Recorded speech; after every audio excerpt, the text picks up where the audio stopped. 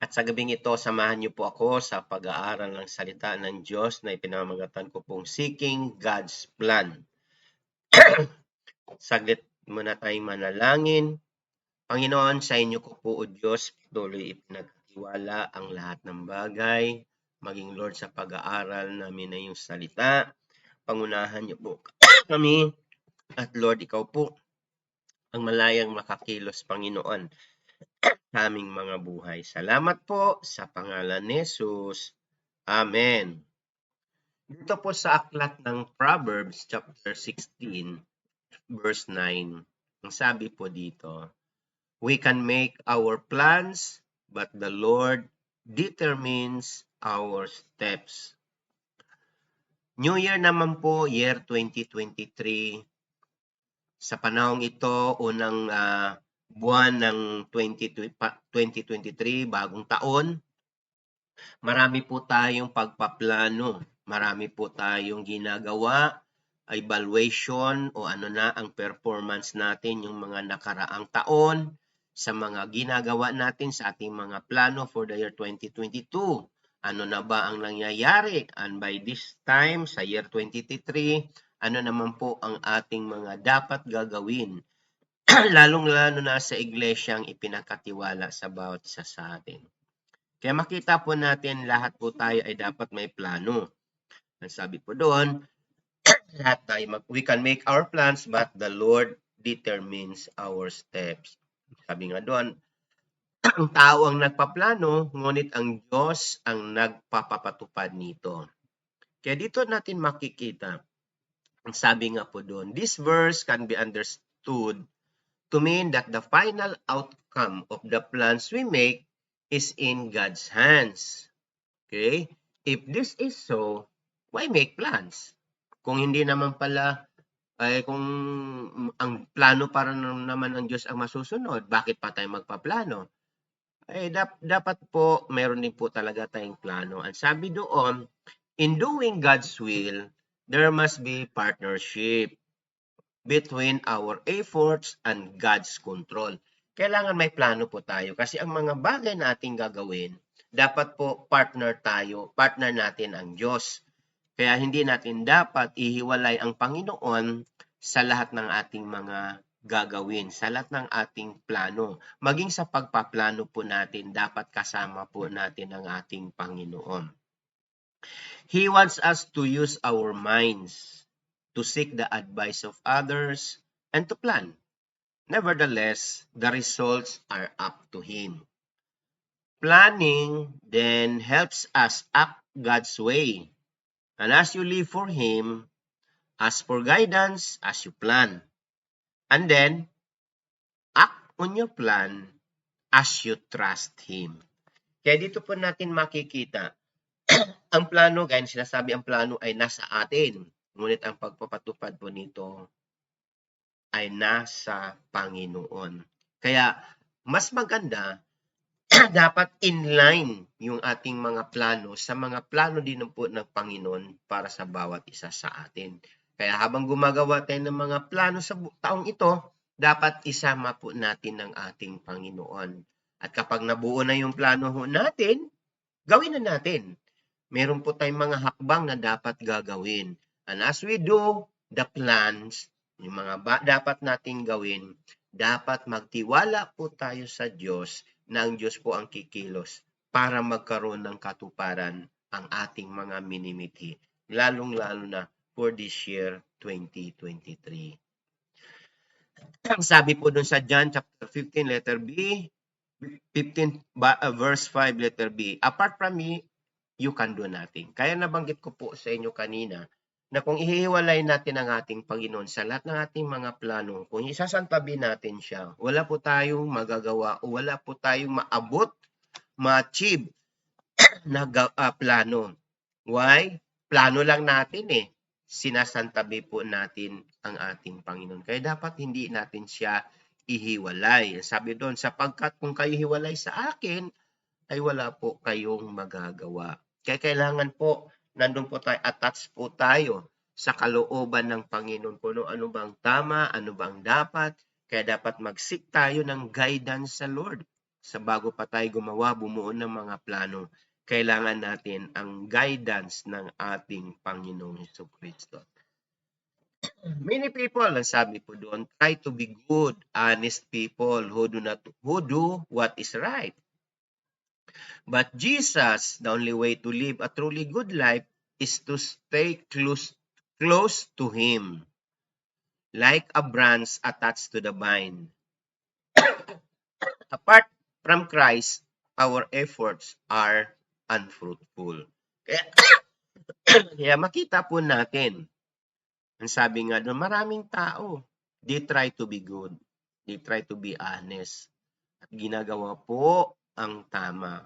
Kaya lang, alam naman po natin na kulang ang gawa. Kailangan magtiwala po tayo sa Panginoon.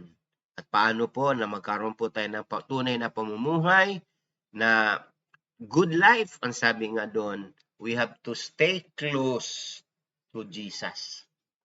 Gaya ng isang sanga na dapat po siya naka-attach sa puno.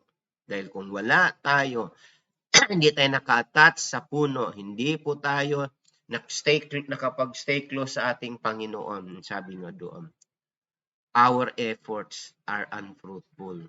Kaya lahat ng ating ginagawa, baliwala. Why? Kasi sinasantabi po natin ng ating Panginoon.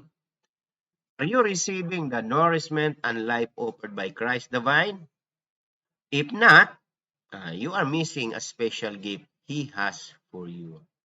Kaya kailangan po talaga mga kapatid na tayo po ay naka-attach, tayo po ay hindi tayo nakahiwalay sa mga plano ng Panginoon, mga dakilang plano ng Diyos sa atin. Ibig sabihin yung kalooban ng Diyos sa atin, dapat alam po natin yan at marunong tayo sumunod at magtiwala sa kanyang mga plano.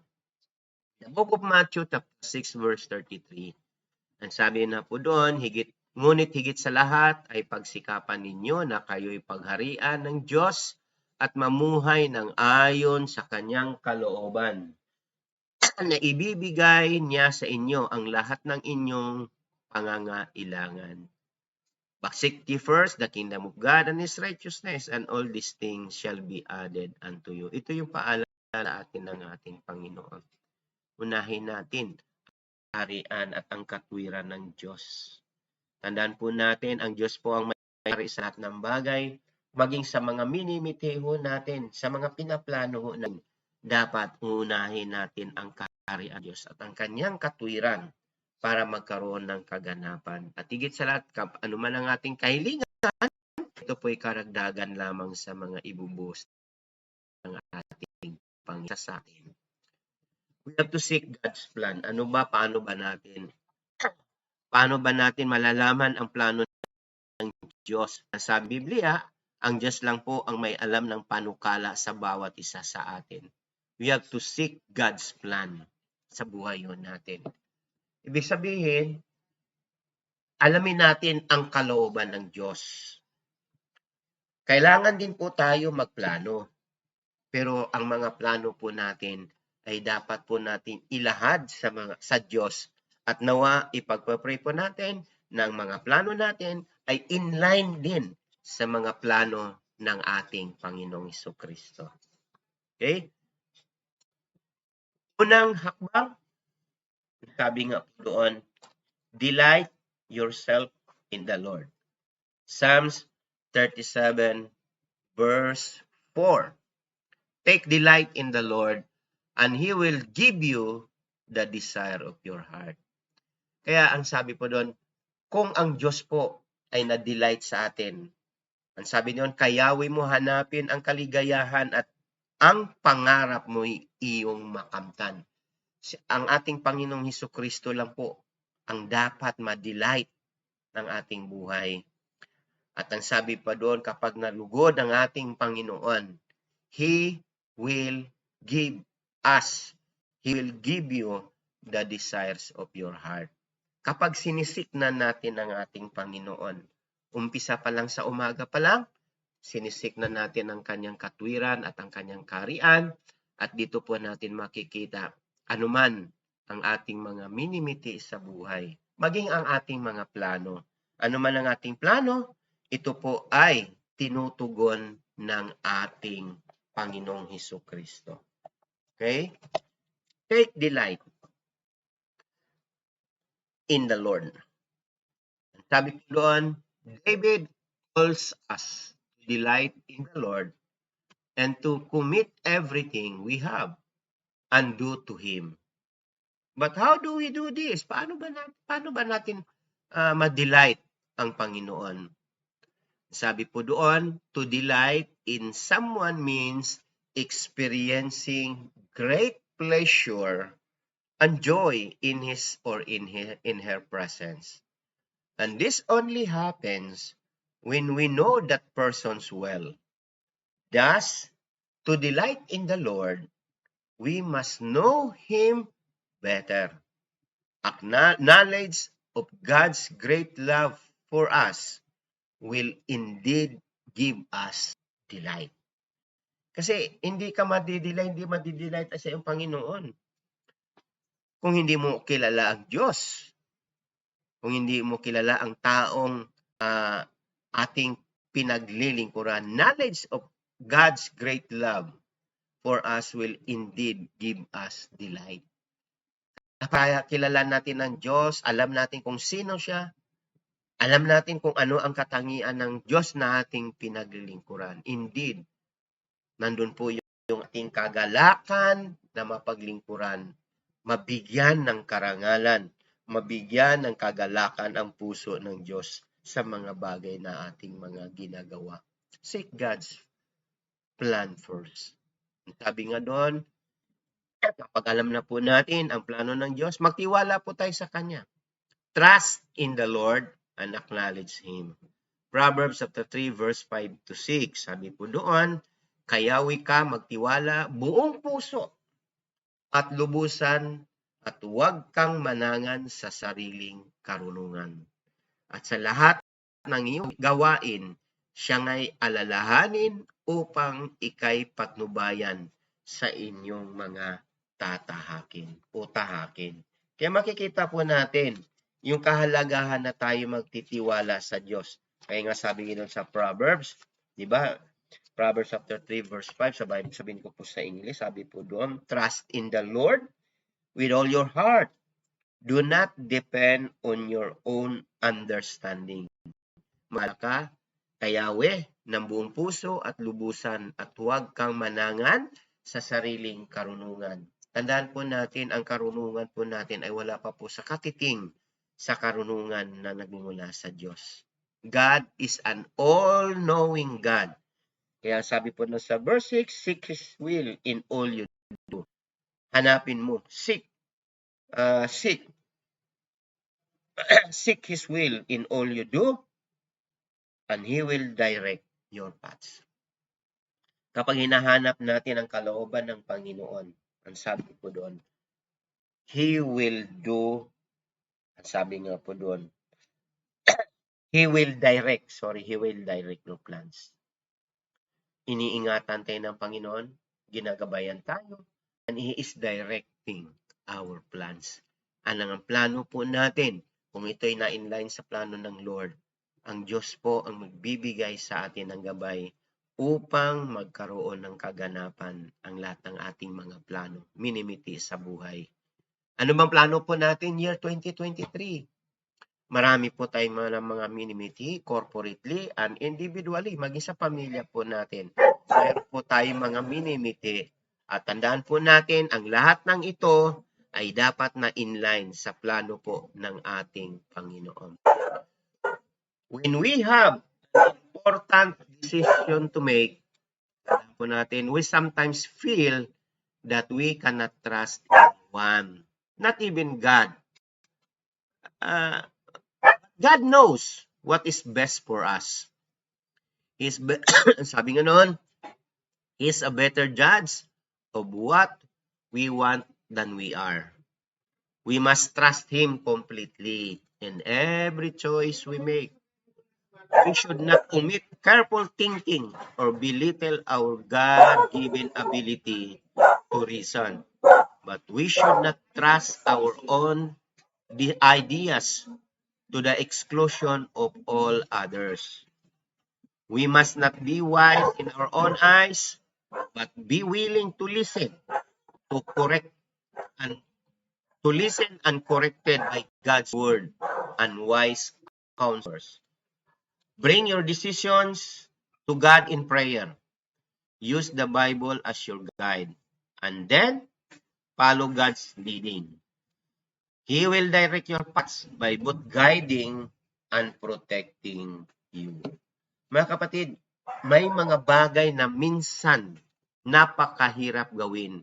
Even decision making, napakahirap gumawa ng desisyon. Pero tandaan po natin, kapag tayo magtiwala sa Diyos at ipagkatiwala po natin sa Diyos ang mga desisyon na dapat po nating gawin, the Lord will give you the right decision. Sa umpisa medyo mahirap, pero in the end, ito po ay yung pinaka-the best para po sa atin.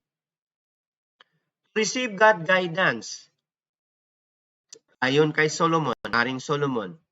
Paano? Number 1, we must seek God's will in all you do. Gaya ng binanggit kanina, doon sa verse 6, Proverbs 3, verse 6, seek His will in all you do.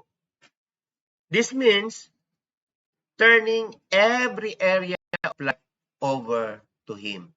Turn over natin sa Lord ang lahat ng bagay na sa atin. Kumbaga ipagkatiwala natin sa Diyos. Trust Him. Seek His will in all you do. Kumbaga, ibigay mo na natin sa Lord. Ibigay na natin na lahat. Hindi yung Lord, ito yung gusto ko. Hindi Lord, hindi. Dapat kung ano ang kalooban ng Lord. Just Him to do everything. At pangalawa, examine your values and priorities. Kaya, in order to receive God guidance, gaya na ayon sa sinasabi ni Haring Solomon, we must will in all we do and examine our values and priorities. Ano bang prioridad natin sa buhay? What is important to you? In what areas you have not acknowledged Him? Meron pa ba sa area ng buhay mo na hindi natin naisuko sa Panginoon?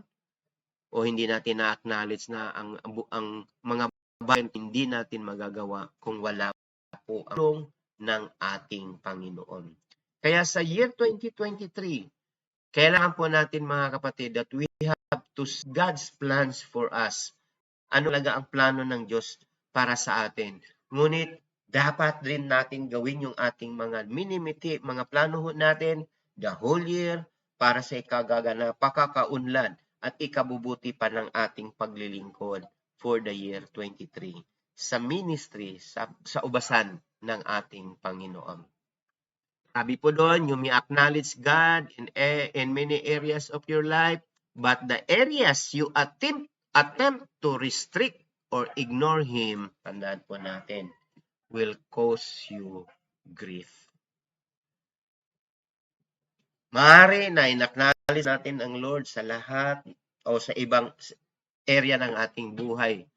Ngunit kapag meron tayong reservation, ang sabi nga doon, but the areas you attempt to restrict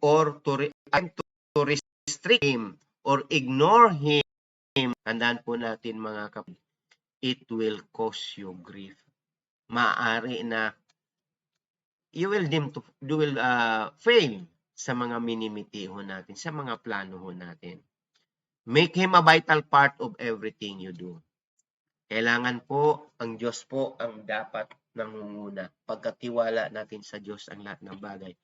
Lord, hindi po namin kaya ito, mahirap na gawin ito, pero kapag ikaw ay kasama po namin, kaya po namin ito magawa, Panginoon, kahit mahirap ang aming mga ginugol for this year 2023.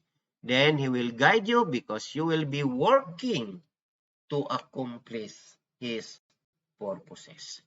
Kaya kung inline ang ating plano sa kalooban ng Panginoon, sabi po dito ng Panginoon, He will guide us. He will guide you.